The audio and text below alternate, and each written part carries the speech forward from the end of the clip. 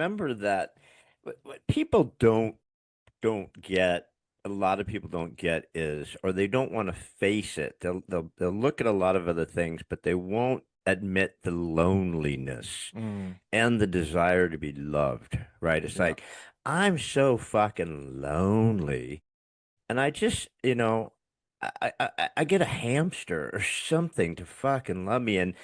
And it's hard to admit I'm lonely, Yeah. because we all want to have this persona now and the masks and the shit on our face on the social and Yeah. but there's a deep loneliness. And when Yeah. you're a kid, when you feel that, man, like you said about numbing out, it's like I'll look for any way to not feel this anymore. Yeah. Yeah. You say loneliness and it makes me think of, my whole life. Um, I think because of my parents getting divorced and me really having no real clear example of how a relationship should work or what a relationship is. There was a lot of like I'm close with my mom now and I'm close with my dad. So, we've done a lot of healing, but back when I was growing up, like that house was like there was just indifference. My mom was Yeah. angry because my dad wasn't there and she was talking bad about him. And, I was just like blasting heavy metal music, trying not to feel anything. But I think what really struck me is I was talking to my therapist. I haven't been in therapy in a couple months. I probably should get back there. But I was talking to my therapist and talking to her about like throughout my whole life, I feel like I have a problem showing love and giving love, right? Because I feel like I never really learned how to express that emotion. And every time I feel like things are getting too serious, I would always pull back, right? Because I don't want to be vulnerable. And she said this to me, and this blew my fucking mind. She said, I don't think your problem is being able to give love. I think your problem is being able to receive love.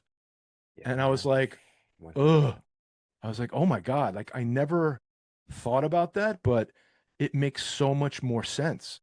I'm good at being romantic and good at like showering people with love and affection.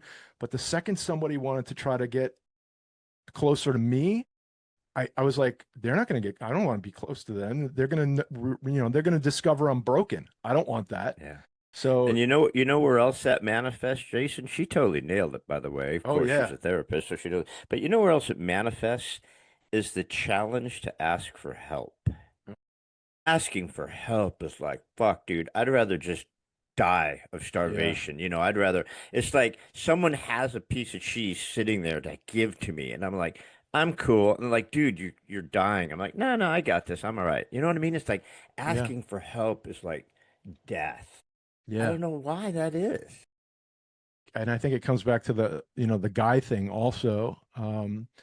It's just, there's a part in my book where I was talking about when I was a kid. I guess I was still in elementary school, and I was just so, you know, fucked up on the inside, and I was became like this class clown because of it, because I figured if I was the class clown, it was the ultimate distraction for everybody, right? Because if they're paying attention to this guy, then they don't have to look at and see the guy that I really am, right? So just keep like the clown and keep making a distraction.